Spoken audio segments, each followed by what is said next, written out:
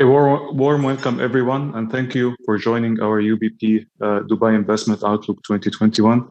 It's a pleasure to have you all here today.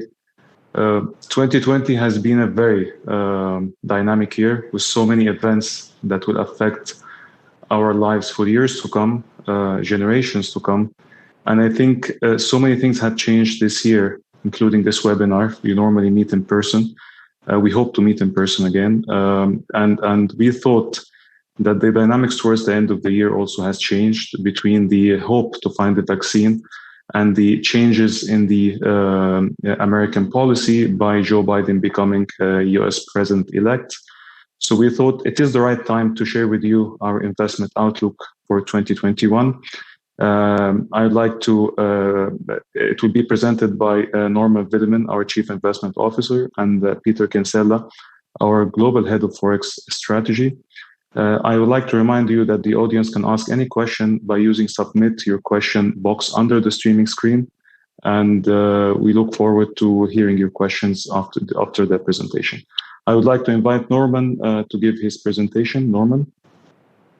Thank you, Mohammed, and thank you, everybody, for joining us today. Look, as Mohammed has pointed out, much has changed in the world over the last year, and we wanted to share with you how we see things going forward. But for those of you who join us regularly at our Outlook events, you'll know where we usually begin is looking back on the last event that we had, which was actually in June.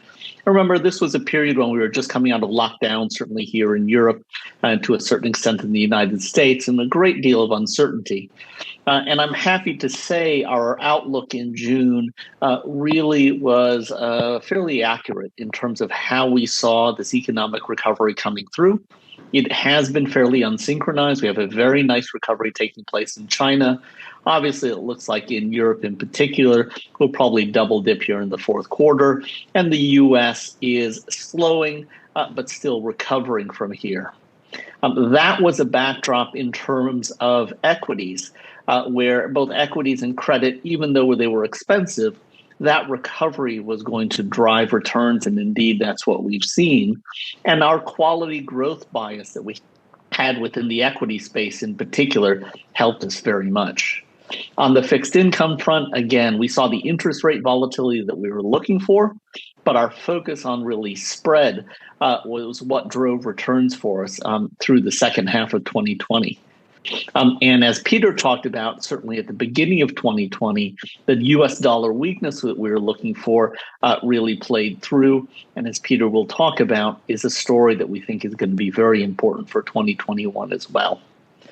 So looking forward on slide 6, the question that we get quite a lot, especially in light of the renewed outbreaks in the US and Europe, is there going to be a relapse around the world in 2021? And the answer that we like to give people is actually, no, we don't think so.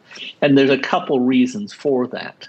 The first reason is what we're seeing now is actually very different than what we saw in March, even though we are seeing some lockdowns take place in Europe.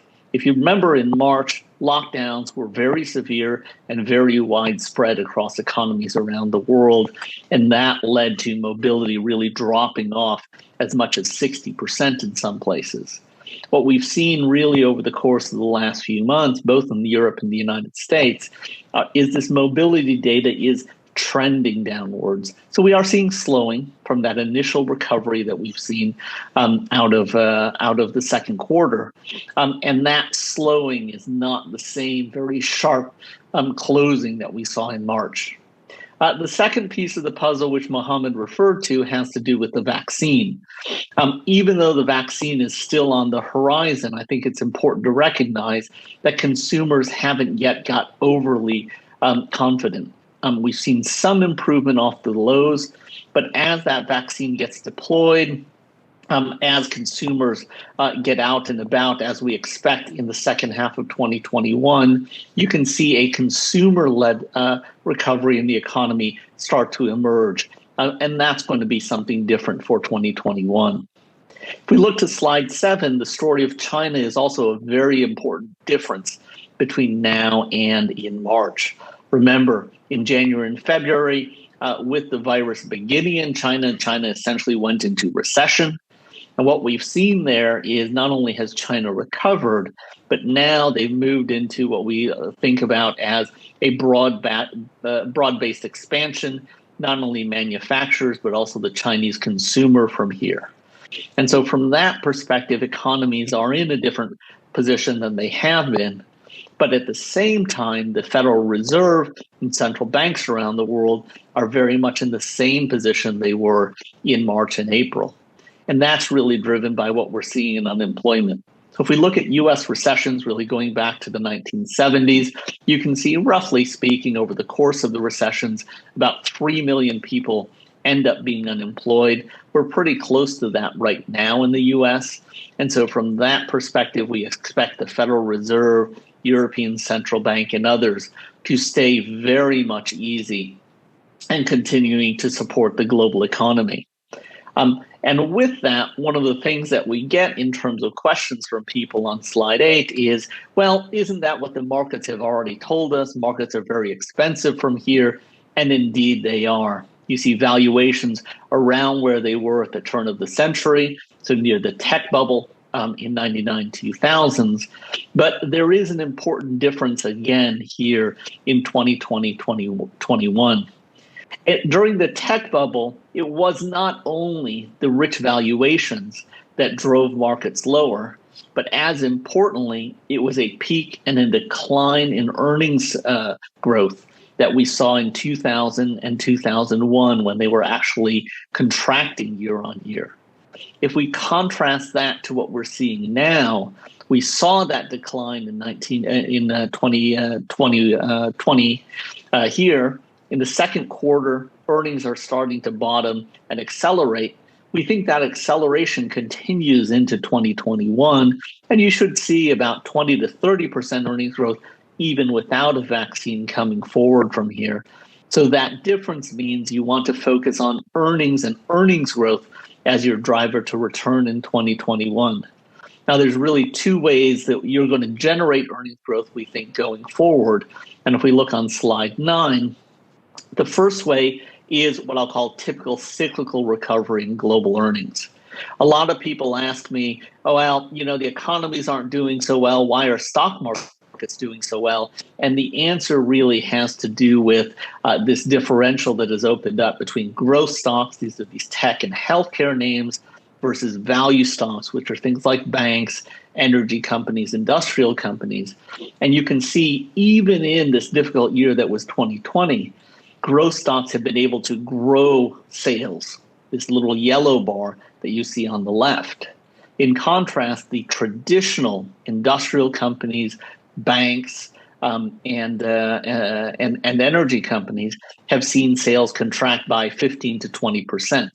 So in 2021, as we get this recovery, and we've already seen it in the manufacturing sector, you should start to see the sales growth turn and start to reaccelerate. We do want to be careful in this value space. We want to stay with high quality because there is still some bankruptcy risk going on. And so from that perspective, we think this select value, this quality value approach in 2021 is an attractive story that we're increasingly focusing on. However, an important question that comes through from a lot of clients on slide 10 is, well, a lot of these growth stories have done very well for me. Is it time for me to exit these and shift? And we think the answer is actually no. We want to instead take a more barbell approach. And the reason is if you look at some of these secular growth opportunities, and Mohammed has hinted at it, we think the global pandemic has been a catalyst for this acceleration in the transformation of the global economy, looking out really the next decade. Most people attribute that to what we're seeing in technology and healthcare. We think that's true, but we think there's an opportunity to broaden your exposure in both of those segments. So instead of just biotech, looking at telehealth and some of the healthcare services segments, instead of just technology, looking at things like fintech from here as that moves through the global financial system. And we think the role of China is really shifting, not only from an exporter to the world to something much more domestically oriented, we think these are trends that will stay with us really for the next decade. And as you can see, even though you had volatility in things like the shift from traditional pharma to biotech, or the shift from offline to online retail, over long periods of time, that generates very attractive compounded returns going forward. And we don't want to exit those strategies prematurely, as a lot of people did, honestly, in the early 2000s in internet. If we look at slide 11, the question going forward in terms of bond investors is, how do I continue to generate income in a world where there's almost no yields in lower risk bonds? And the answer we give to people is to really take the lessons of what's happened in Europe over the last 5 years to heart. And what we've seen in Europe is not only have government bonds move to negative yields, both in absolute terms, but as importantly on an inflation-adjusted perspective, we expect U.S. corporate bonds to do the same. And you're seeing U.S. corporate bonds follow the same trajectory from here, roughly speaking, 100 basis points above inflation.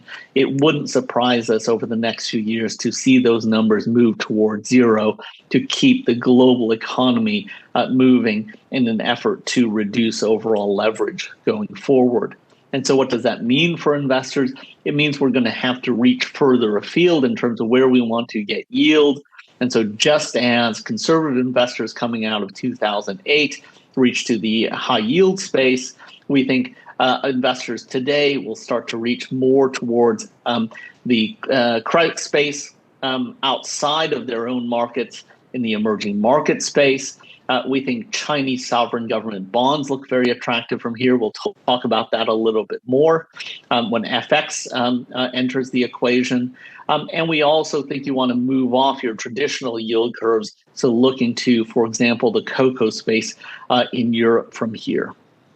But beyond this, and Peter will talk about this a bit more as well, the FX area is going to be a very important place for investors in 2021. On slide 12, you see, fortunately, especially for dollar-based investors, a weak dollar is something that comes along with the end of a U.S. recession. And as we talked about, if you're a dollar-based investor from here, we think the China story is actually a very strong story for investors seeking yield. Not only are you getting about 300 basis points premium to the U.S. from here in terms of yield pickup, but in addition to that, because of the trade war in 2018, 2019, that's left the renminbi actually historically cheap. And so you're going to get this extra carry plus currency appreciation to help drive total return going forward. On slide 13, I'm not going to spend too much time on the metals. Peter will spend much more time on this for us today. But needless to say, this weak dollar story should be very beneficial to the overall metal space. And this is a place we'll want to have focus on in 2021. On slide 14, one of the key questions, and I know there's a lot of anxiety about a number of things out there given the uncertainty. One of the most important ones that a lot of people bring up is, oh yes, what about inflation? Do we need to worry about inflation?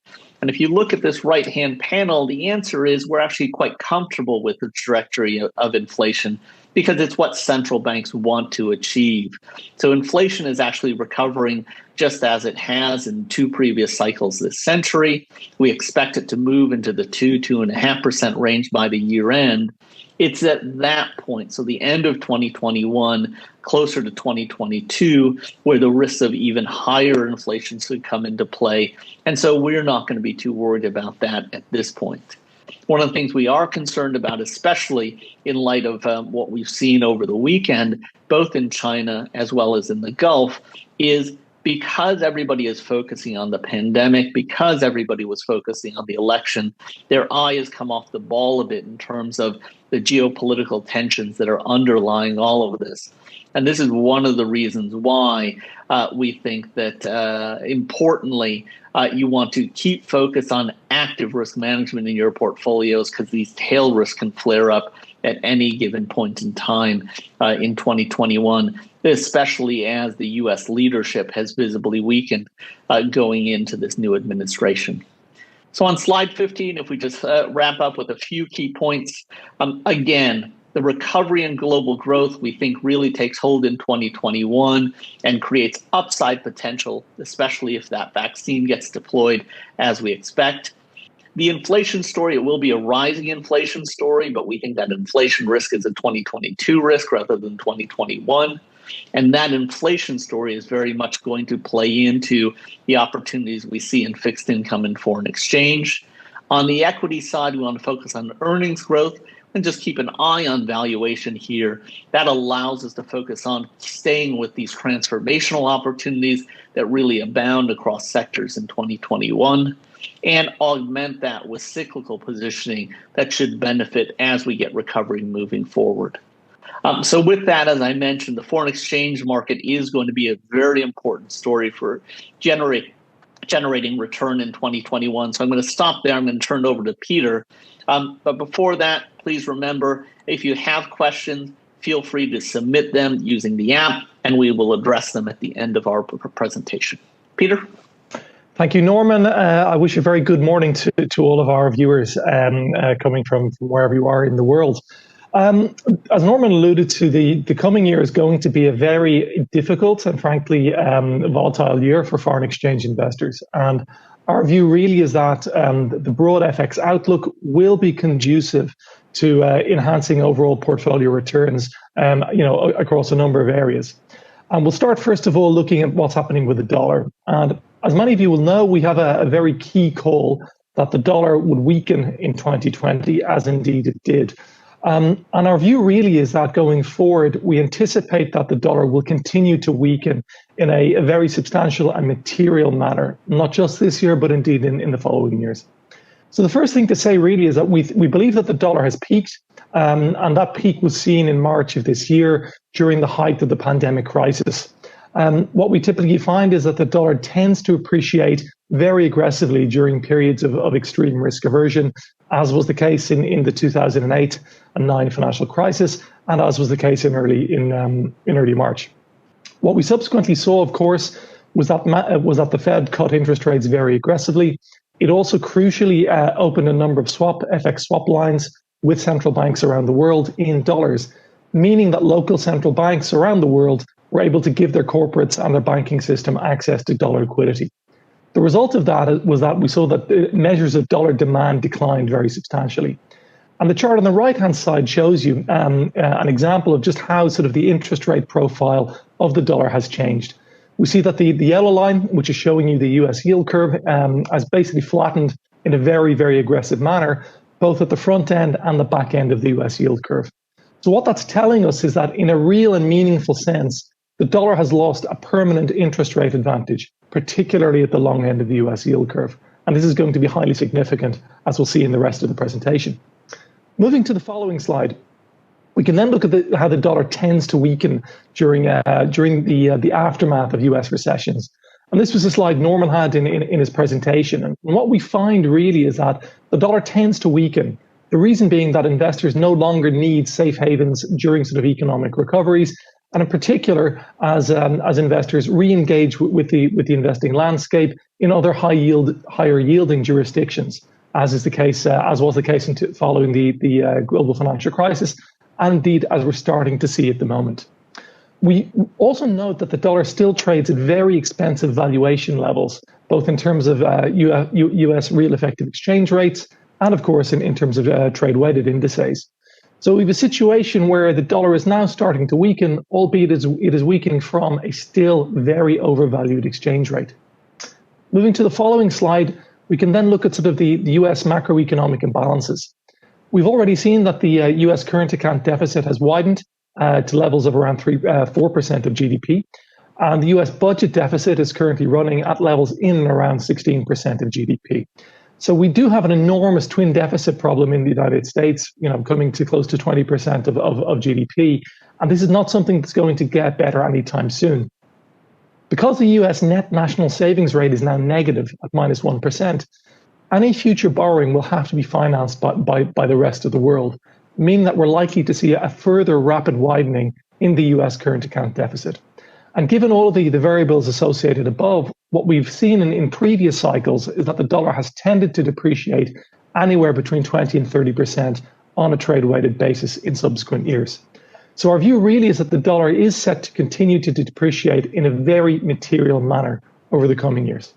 So what does that mean for other currencies? If we go to the following slide, we can look and see what it means for the dollar, and indeed for the euro. The chart on the left-hand side shows you the typical sort of relationship between euro-dollar and the euro trade-weighted index.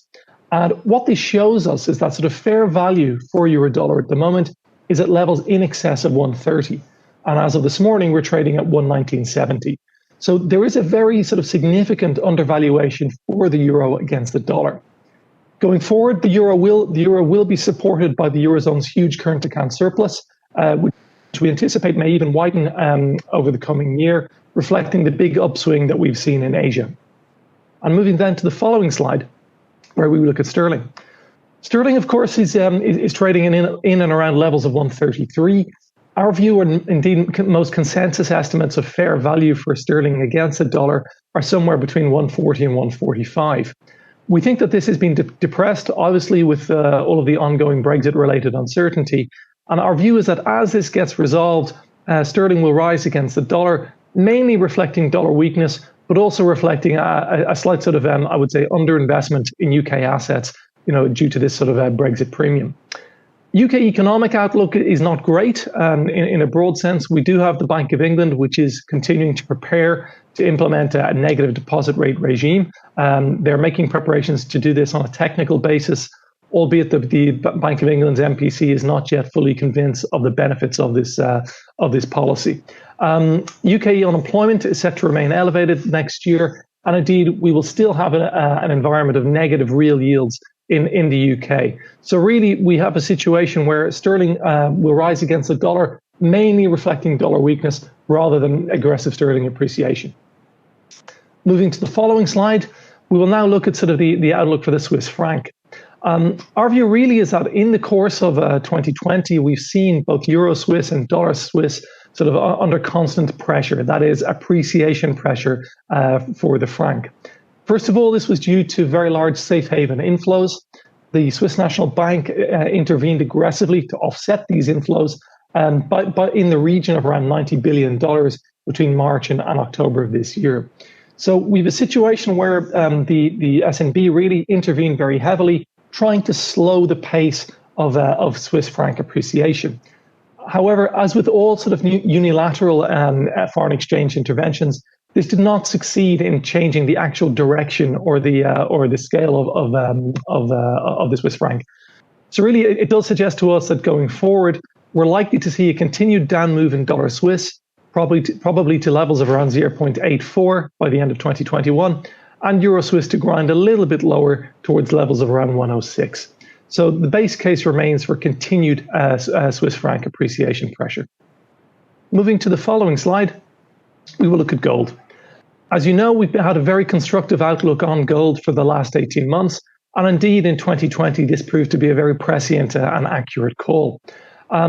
This is due to a number of factors, not least the negative real interest rate environment in the United States and indeed around the world, huge quantitative easing policies from most of the major and increasingly from many emerging market central banks, increasing sort of broad money growth around the world, and of course, very heightened geopolitical tensions.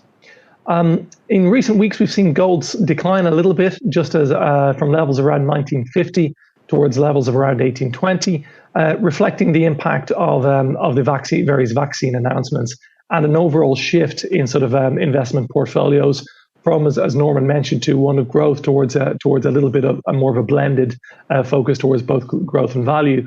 And the down move we've seen in gold is merely just a reflection of portfolio reallocation, where investors sell some of their performing assets in order to fund sort of new positions. The underlying fundamental story for gold has not changed in any material manner. We still have central banks which will be inclined to do more rather than less. And indeed, the broad phase of dollar weakness that we anticipate to manifest itself over the coming year or two will support sort of a rebound in gold prices at a gradual pace over the coming years. Our view is that gold should rise to levels in and around $2,200 per ounce by the end of 2021, and we think that there are upside risks to that scenario. Moving to the following slide, we can now discuss what we think is happening with the Chinese renminbi. As Norman mentioned, we have a huge yield pickup between China and the United States at the moment, particularly in the 10-year space, and that's in the region of around 250 basis points. This is a huge yield pickup for investors, and that's both for not just in terms of the sovereign side, but additionally also, of course, further out the risk curve being into other forms of credit. So China is now in a situation where the renminbi will benefit from increasing capital inflows. Those capital inflows have effectively trebled in the space of the year. We've seen that monthly capital inflows went from levels of around $50 billion per month at the beginning of the year towards the more recent estimates in and around $150 billion per year.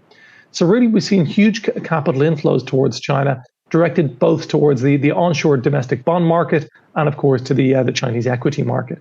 And this ongoing sort of capital inflow story is likely to continue, supporting the yuan over the coming months and years. Our view is that by the end of 2021, dollar CNH will trade at levels in and around 630. So we do believe that a continued down move and investor interest will remain strong for CNH. And then finally, moving to the next slide, where we look at the Australian dollar, and this is our final slide of the presentation. We have a very constructive view on the Australian dollar, and there are a number of reasons for this. First of all, we've seen sort of a decent rebound in Asian economic growth, and of course, this is very good for Australia's terms of trade. We do see an improvement both in commodity prices and indeed in commodity quantities of exports, and this is very beneficial for Australia in terms of trade. Typically, large rises in the Australian terms of trade do lead to a decent appreciation in Aussie dollar. Additionally, we also of course have this phase of dollar weakness that we anticipate to happen. And then finally, we have seen a huge, and I would say a structural change in the Australian current account, where before the Australian current account ran a deficit in the region of 4% of GDP, we're now seeing that current account has moved towards a very large surplus in around levels of around 2% of GDP. And this is a structural shift. It's not merely because of improved cyclical export performance, but it's also due to a very large improvement in Australians' net income from assets that they own in abroad. So really, we're very bullish on the Aussie dollar, and we think at a minimum it will get to levels of around 0.77, if not 0.8 by the end of the year. So thank you all for attending the session today. We hope to see you in person next time. Please don't forget to visit our ubp.com website to read about our new publications and the newsletter. Also, don't forget to sign up for our newsletters and for more news from UBP. Thank you so much. Stay safe and hope to see you soon.